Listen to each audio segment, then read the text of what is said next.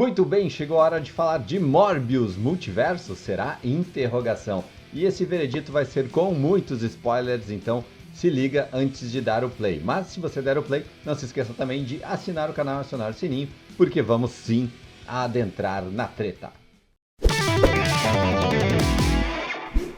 Isso mesmo, meus amigos, Morbius chegou, está chegando aos cinemas depois de, sei lá, 6 ou 7 adiamentos em função da pandemia, em função de calendário, enfim. Sofreu demais o menino Morbius nas questões de estreias, né? A gente já era para ter visto esse filme há muito tempo, mas, enfim, questões de força maior fizeram com que esse filme chegasse só agora, dia 31 de março de 2022, aos cinemas brasileiros, contando a história daquele anti-herói, aquele vilão do Homem-Aranha, né? Que a gente já sabe, que a gente conhece dos quadrinhos. É um cara, e essa história inclusive é bem fiel aos quadrinhos, né? É um doutor que está com uma doença terminal e que precisa e que usa a sua genialidade para buscar uma cura, e ele descobre uma cura ou uma pseudo-cura para o problema dele a partir de um experimento com morcegos, e esse experimento com um cruzamento genético de morcegos e humanos lhe dá poderes aí de vampiro. Ele precisa passar a consumir sangue, ele tem o sensor do morcego, ele tem aquela coisa, né, sentido de aranha, aquela coisa bem adaptada, assim. Todos os tipos de dons que um morcego pode dar, os poderes que o morcego tem na natureza, são adaptados, então, para a versão do Morbius. Então ele tem o sonar, ele tem o radar, ele consegue detectar algumas coisas, ele voa aqui também. Então tem uma série de coisas que ele passa a fazer a partir desse experimento, que ele, enfim, consegue fazer, obviamente, né? Afinal, estamos falando de uma adaptação dos quadrinhos. E ele é o Morbius, e a gente já viu no trailer, né? E aí a gente entra nessa questão do universo da Marvel, dos quadrinhos para o cinema, do MCU, desse cruzamento. Afinal, aqui já temos. Cadê? Aqui. O Dr. Morbius no Clarim Diário. A gente tem as referências e a gente fica meio confuso, a gente não sabe em que mundo a gente está pisando. E vários trailers do filme nos colocaram um protagonista, um dos vilões do Homem-Aranha de Volta ao Lar, que é o Adrian Toomes, que é o Michael Keaton, que a gente já viu no trailer que vai aparecer, só que esqueça o trailer. Ele aparece de uma forma completamente diferente aqui nesse filme.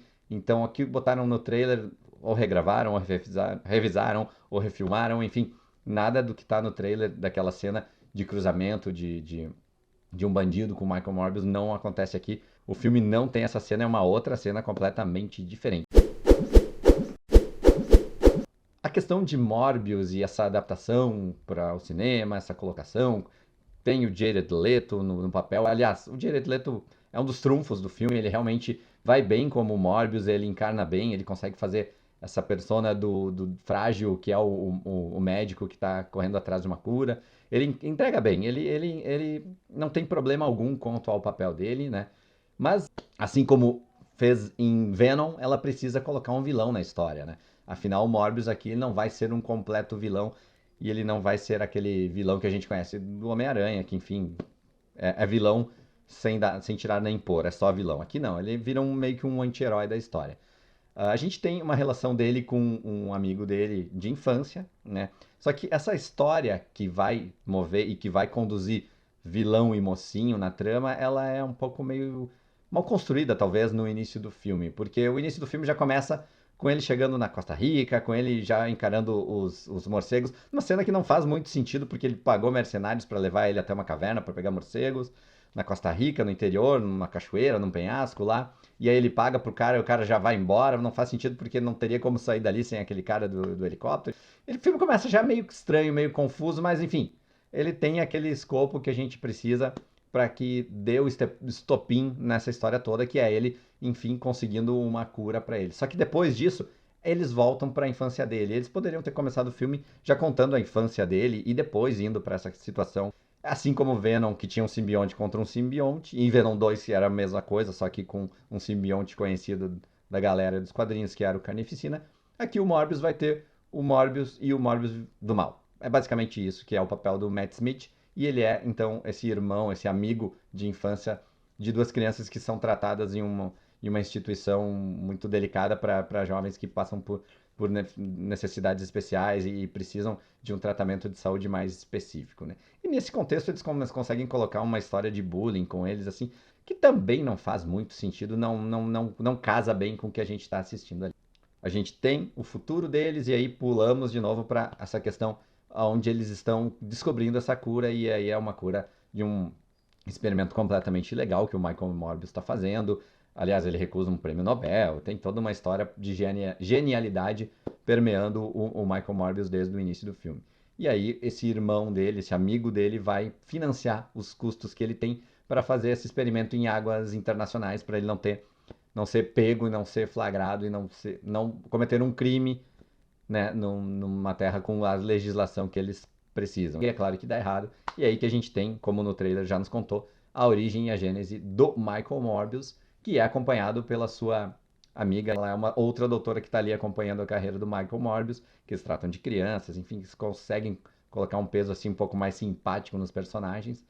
E ela tá ali ajudando, que é interpretada pela Adria Arjona, que manda bem também. Ela é a Martini, a doutora que acompanha o Michael Morbius. A gente também tem o Jared Harris, lá de Chernobyl, que é um baita de um ator, que faz o cara que cuidou deles a vida inteira. Tem o Tyrese Gibson, que é um policial que vai tá indo atrás das questões das mortes que vão acontecendo a partir dos poderes que se desenvolvem tanto no Michael Morbius quanto no amigo dele, que é interpretado pelo Matt Smith.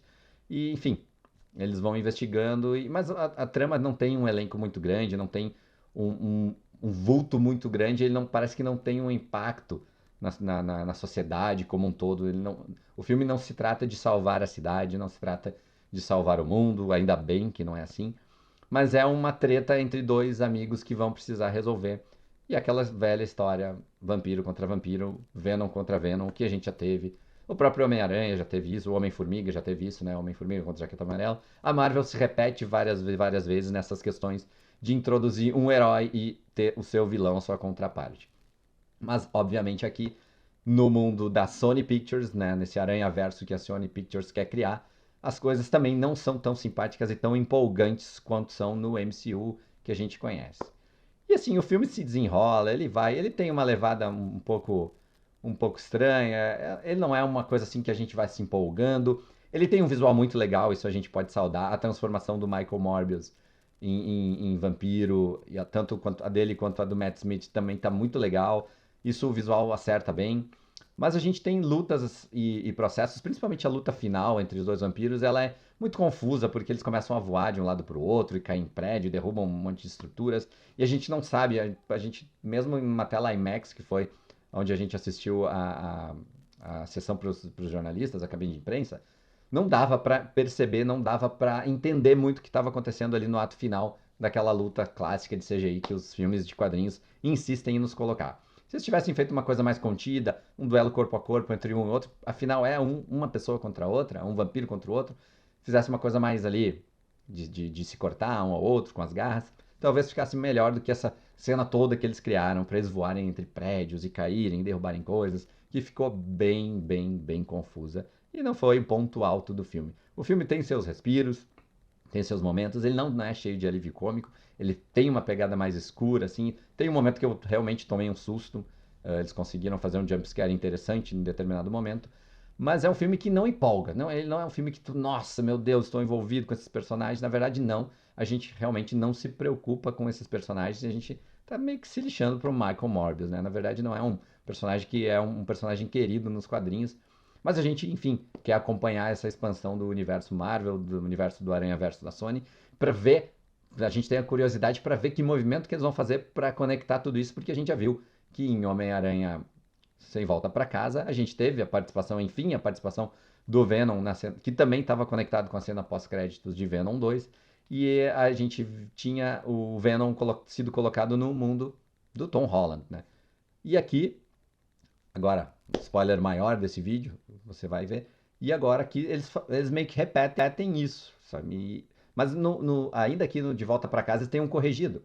Em Venom 2, vamos lembrar, o Venom vai para o universo do MCU normal, que a gente conhece, com o Tom Holland. No No Way Home, no Sem Volta para Casa, ele retorna e apaga, fica ali um simbionte, fica um ganchinho para um simbionte perdido ali no MCU, mas meio que é feito um retcon com essa cena, né? E aqui, de novo, a gente tem uma volta e deixa a gente bem confuso quanto a isso, mas dá a entender sim que a Sony quer reunir esse Sexteto Sinistro de alguma forma com algumas versões de personagens que eles estão querendo insistir nessa pegada. O que acontece, né? Depois que tudo acabou, que tudo se resolveu, aliás, tem um gancho muito ruim para um terceiro filme, para um segundo filme, o Morbius, né? Mas eu volto a falar isso depois. Vou falar primeiro daqui então da cena pós-créditos, que é a cena. Aliás, tem duas cenas pós-créditos, então fique atento quando for ao cinema assistir. A primeira é a chegada do Adrian Toomes, o Abutre, numa cela aleatória, né? Mas a gente tem aquela ruptura do Doutor Estranho em No Way Home, em Sem Volta para Casa, e essa ruptura acontece aqui em determinado momento no céu também, rasga o céu, só que aqui com uma textura roxa, que é mais a cor do Morbius, mais o visual do layout do Morbius. E a gente entra numa cela de uma prisão, quando é transferido, surge do nada o Adrian Toomes numa cela e ele fica se olhando assim, espero que a comida aqui seja melhor, né? Aí corta, vai para um mid-credits ali, passa mais a apresentação dos principais artistas do filme e volta. E aí a gente tem o Michael Morbius indo com o carrão, não sei para onde, no meio do nada, e surge o Abutre com a sua indumentária toda completa neste mundo do Michael Morbius. Então fica uma série de dúvidas, assim. Se o cara surgiu, aliás, eles contam que ele é retirado da cadeia porque foi uma pessoa que simplesmente surgiu na cadeia, eles não sabiam explicar porquê. Então, um cara que não deve, teoricamente, neste mundo não deveria estar preso. Eles tiram ele, ele fica livre, e aí depois no final ele se encontra com o Michael Morbius, com toda a indumentária que ele tinha, as roupas que ele tinha de abutre do primeiro filme do Homem-Aranha. E aí a pergunta que fica é: se ele foi projetado de outro mundo para esse mundo, de onde que ele tira essa roupa? A roupa é igual que ele tinha no outro mundo, ele não levou junto essa roupa. Então já fica aí um ponto de interrogação, uma crise aí pra gente resolver logo de cara nessa segunda cena pós-créditos de Morbius. E fica assim, cara, pra que eles vão botar o Abutre com o Morbius? Daí eles já se encontram, e eles querem fazer um time, sabe? E aí a gente já fica com o pé atrás. Ah, gente, putz, vamos fazer um time aí com os vilões do Homem-Aranha. Cara, eu não sei. Eu tenho sérias dúvidas quanto a esse sistema aí. Já confirmaram o filme da Madame Teia, já confirmaram duas artistas pro elenco ali, uma menina lá do Euphoria, que é a Sydney Sweeney, e a outra é a... Enfim, filme da Madame Teia, outro filme que a gente não tá muito afim de assistir. Não se preocupa também com o que vai acontecer. Então, sei lá, não sei o que eles vão fazer, não sei quais são os planos, mas eu tenho muito medo desses planos da Marvel e da Sony juntas, porque Venom 1 foi mais ou menos, Venom 2 foi terrível, e Morbius a gente não sei nem o que falar pra vocês. É um filme ok, é um filme correto, mas é um filme que a gente já viu, é igual o formato do Venom 1, sem as piadas. Eles não têm a preocupação com as piadelas, tem bons atores, mas a trama não nos preocupa, a história não é original, a história a gente já viu várias vezes. Vários poréns, várias vírgulas que eu coloco aqui durante esse vídeo, que não sei qual é que é a da Marvel com a Sony aí pra ganhar dinheiro com esses personagens secundários de Homem-Aranha, e talvez até desperdiçar alguns vilões legais que a gente poderia ver no MCU de forma mais correta, de forma mais contundente e batendo de frente sim com o Homem-Aranha. Fora que essa questão do multiverso começa a se tornar um problema para a própria Marvel, porque vira bengala para fazer qualquer coisa. Ah, aqui então o Michael Keaton vai aparecer no filme do Morbius, o Tom Hardy vai aparecer no filme do Homem-Aranha, depois o Morbius vai pro filme do Homem-Aranha, sabe? Vira bengala para fazer e dar desculpa para que eles quiserem fazer e encontrar qualquer personagem, né? Ok, funcionou muito bem em Sem Volta para Casa, foi uma ode à nostalgia, reuniram os três aranhas, foi bonito, foi lindo, mas enquanto peso de filme, fora a empolgação que a gente teve no cinema, o filme não é tão pesado assim, não é tão contundente assim. Mas enfim, faz o reboot do Homem-Aranha do Tom Holland, que é necessário pro desenrolar dos próximos filmes do menino Tom Holland, e ele agora vai ser o Homem-Aranha de verdade que a gente conhece, né? Então eles fizeram meio que um retcon, um filme inteiro para rebutar a franquia do Homem-Aranha, mas fazer inimigos do Homem-Aranha se reunindo novamente, cara, eu tenho sérias dúvidas com o que vai acontecer por aí. Então não sei, realmente não sei, mas a minha nota para Morbius, o Vampiro Vivo de Jared Leto, é 2. Sim, nota 2 para Morbius e o seu filme que não nos preocupa, que não nos traz preocupação, que tem efeitos visuais legais, que é bem bonitinho, que tem a Adria Arjona que entrega bastante. Aliás, agora vou fazer aquele spoiler da Adria Arjona, que repete a fórmula que a gente viu em Venom 2. Em determinado momento, nós temos em Venom 2 a Shriek, que tá ali gritando e ela morre, e aí um policial que veio e meio que encostou nela, parece que absorveu os poderes dela, né? E aí ele, no final, ele brilha o olhinho, a gente tende a entender que ele pegou os poderes dela.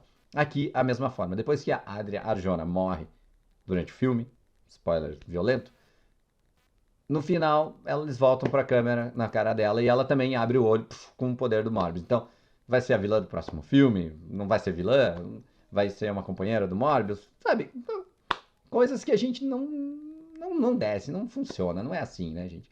Mas enfim, vai ter Morbius 2, vai ter a Adria Arjona com poderes. Não tem problema ter a Adria Arjona, porque ela é muito competente no que faz. Mas, cara, não sei, cara. É muito estranho esse novo universo aí da Sony. Funciona, paga os boletos, mas não é legal. Não é divertido, ele é bem cansativo até. Então não sei. Nota 2 para Morbius, o Vampiro Vivo da Sony e da Marvel, porque é em associação com a Marvel. Então, se a Marvel quer fazer as tretas deles, fazer as burradas deles, e já estão fazendo, é aí com a Sony. Então é isso, galera. Não é um filme muito massa, não é um filme muito ruim, é um filme com início, meio e fim, pelo menos ele não tem 3 horas, não tem 2 horas e meia, ele resolve tudo em 1h40 e tá tudo certo. Mas não é aquele filme que a gente esperava, não é melhor que os outros que a gente esperava, então é mais um filme que a Sony tá aí chupando e drenando todas as energias dos vilões do Homem-Aranha para aí fazer um dinheirinho para eles. Então não se preocupe com esse filme, mas é isso. Nota 2 aqui no Veredito da Vigília. Gostou do vídeo? Não gostou? Não se esqueça de dar uma olhadinha no nosso apoia-se, apoia.se/Vigília Nerd, um mundo de vantagens, ingresso de cinema, grupo VIP, sessões de pré-estreia, enfim, dá uma olhada lá que vale bastante a pena, conversa com a gente, que tá muito legal. E claro, siga a Vigília nas redes sociais, porque você sabe, a Vigília não para.